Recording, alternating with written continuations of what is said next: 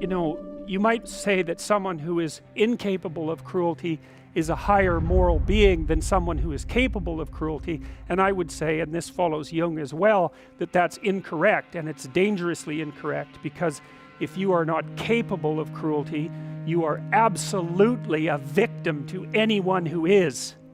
And so part of the reason that people go watch anti-heroes and villains is because there's a part of them crying out for the incorporation of the monster within them, which is what gives them strength of character and self-respect, because it's impossible to respect yourself until you grow teeth.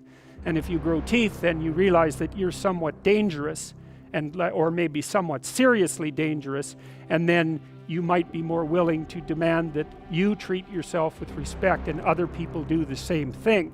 And so that doesn't mean that being cruel is better than not being cruel. What it means is that being able to be cruel and then not being cruel is better than not being able to be cruel. Because in the first case, you're nothing but weak and naive. And in the second case, you're dangerous, but you have it under control. And you know, a lot of martial arts concentrate on exactly that as part of their philosophy of training. It's like, we're not training you to fight. We're training you to be peaceful and awake and avoid fights. But if you happen to have to get in one, and I guess the philosophy also is that if you're competent at fighting, that actually decreases the probability that you're going to have to fight, because when someone pushes you, you'll be able to respond with confidence, and with any luck, and this is certainly the case with bullies, with any luck, a reasonable show of confidence, which is very much equivalent to a show of dominance, is going to be enough to make the bully back off. And so the strength that you develop in your monstrousness is actually the best guarantee of peace. And that's partly why Jung believed that it was necessary for people to integrate their shadow. And he said that was a terrible thing for people to attempt, because the human shadow, which is all those things about yourself that you don't want to realize, reaches all the way to hell.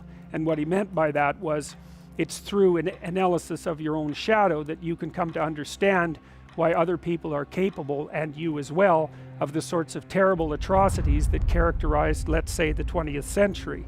And without that understanding, there's no possibility of bringing it under control. When you study Nazi Germany, for example, or you study the Soviet Union, particularly under Stalin, and you're asking yourself, well, what are these perpetrators like? Forget about the victims, let's talk about the perpetrators. The answer is, they're just like you. And if you don't know that, that just means that you don't know anything about people, including yourself. And then it also means that you have to discover why they're just like you. And believe me, that's no picnic. So that's enough to traumatize people, and that's partly why they don't do it. And it's also partly why the path to enlightenment and wisdom is seldom trod upon, because if it was all a matter of following your bliss and doing what made you happy, then everyone in the world would be a paragon of wisdom. But it's not that at all. It's a matter of facing the thing you least want to face. There's this old story in King Arthur where the knights go off to look for the Holy Grail, which is either the cup that Christ drank out of at the Last Supper, or the cup into which the blood that gushed from his side was poured when he was crucified. The stories vary, but it's basically a holy object, like the phoenix in some sense, that's a representation of transformation.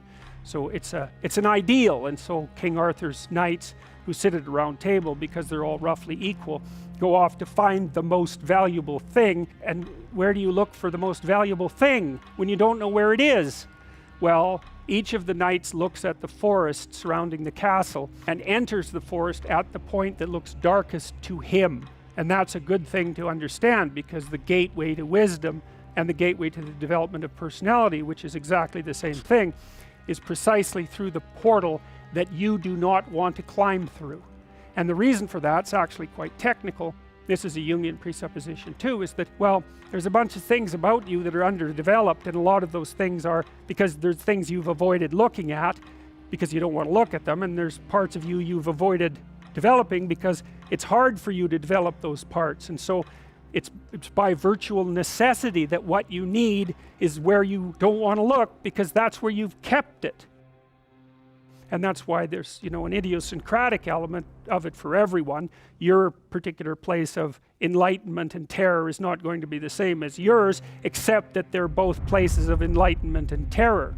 So they're equivalent at one level of analysis and different at another. So anyways, back to fiction and what it does. It distills truth, and it produces characters that are composites. And the more they become composites, the more they approximate a mythological character.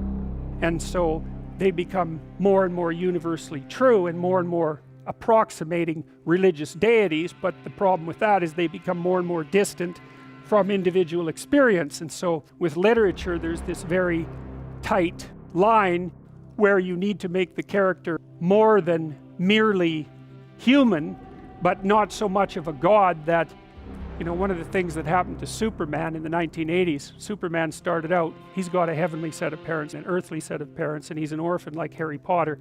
Very common theme is that when Superman first emerged, he could only jump over buildings, you know, and maybe he could stop a locomotive. But by the time the 1980s rolled around, like, he could juggle planets and, you know, swallow hydrogen bombs, and, you know, he could do anything. Well, people stopped buying the Superman comics because how interesting is that? It's like something horrible happens and Superman deals with it.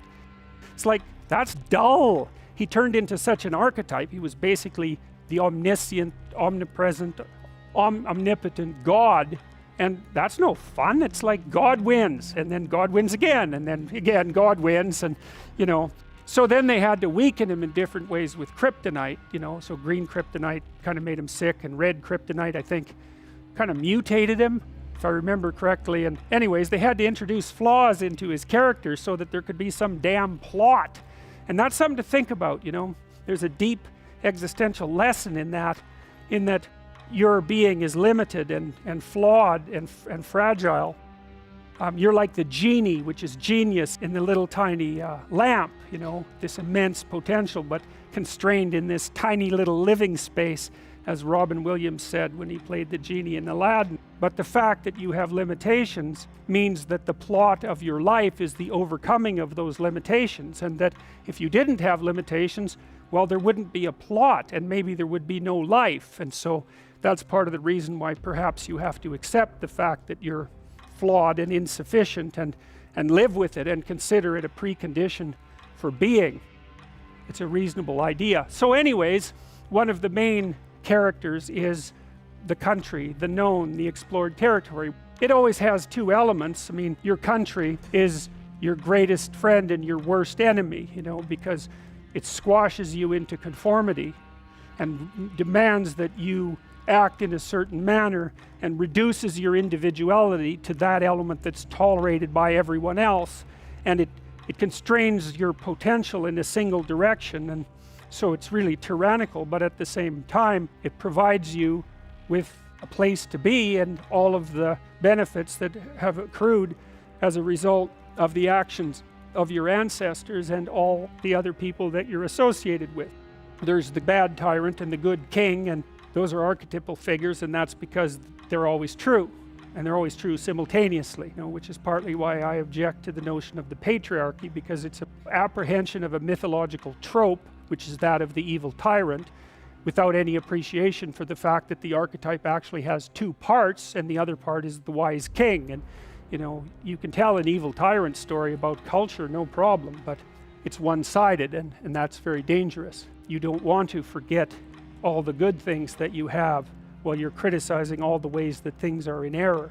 That's a lack of gratitude, and it's a lack of wisdom, and it's founded in resentment, and it's very dangerous, both personally and socially.